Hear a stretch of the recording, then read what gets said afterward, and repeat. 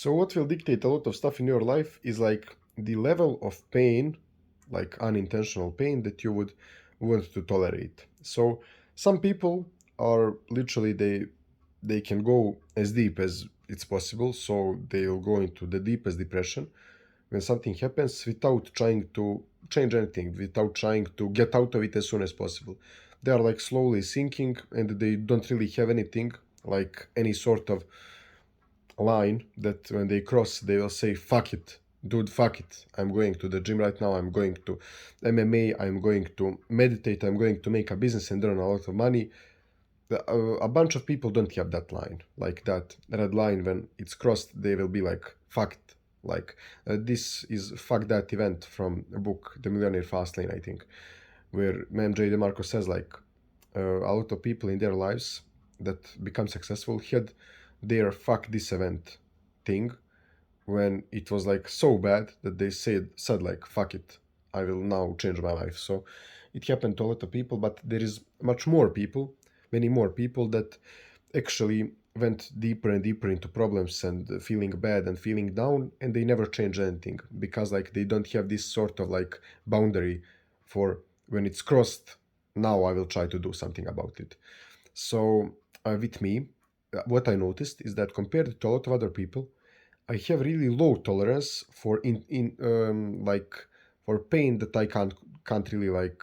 It's not voluntary. So I don't talk about the pain that you might experience while working out, while like staring at the wall and it's like so boring, but you are trying to get some ideas or doing some deep work. Like it can be hard, it can be painful, but I'm not talking about that pain. I'm talking about the pain from like emotional pain, like due to a rejection, due to like feeling that you aren't doing as much, that you aren't for fulfilling your potential, feeling like you will go into a depression. So a lot of people will literally like not do anything about it and they will sink deeper and deeper, and they won't do anything like until it's almost like too late.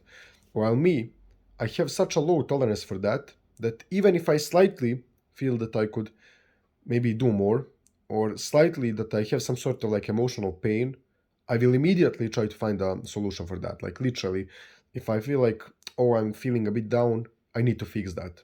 And tomorrow I'm already doing something about it. And this is like for a lot of other things. And this is like, it has to do something about your character. So some people are like ready to not really control their feelings, like not do anything about it. Like they are heartbroken and they will let themselves go into a deep depression for like 2 years. They won't do anything about it.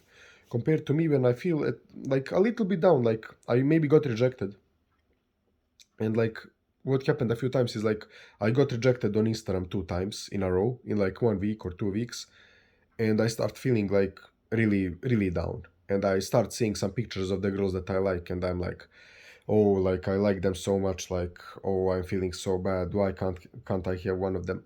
And it's like maybe just a few days of getting emotional pain and like sinking maybe 10 or 20% into a deep hole, and I'm like, dude, what I'm doing, like, what the fuck am I doing? And I just delete the accounts, uninstall Instagram, make a routine that I will do, set some big tasks that I'm gonna do, set a morning routine, stuff like that, and start smashing and forget about what happened. So there's a difference. Like some people will sink into a deep hole when this happens, while I'm just like, I literally get down a bit. I feel like this was a shitty week. Like, oh my god, like why was it like so hard? Why was it so painful? And I'm like, yeah, like fuck it, and just deleting the accounts, uninstalling the app, forgetting about it, and moving forward. So this happens a lot of times to me. So I think that you need to learn something similar. Like because I'm not special in this, there's a lot of other people who can do the same thing, and you need to learn doing the same thing because I wasn't like this always. So you need to learn how to just like when something bad happens, like fuck it. I mean, not when someone dies, but still, even at that time, some people will be depressed for like 10 years. Like, no, like you will maybe cry or something like that, but after a few days, you need to be back on the grind. Like, it's normal. Like, these things like heartbreak, like someone dying, like emotional pain, it's like something that will be always a part of our lives, and we can't really always be crying about it when it happens, because like it's almost to be expected at this point. So you already know that it's gonna happen one day. So yeah, that's pretty interesting. So you need to learn how to do something similar as I'm doing here, as other successful people are doing. I'm not like making up this stuff. Like it's like I probably saw it from other successful people, and now I'm telling you to do the same thing. So yeah, it's pretty interesting. But yeah, good luck.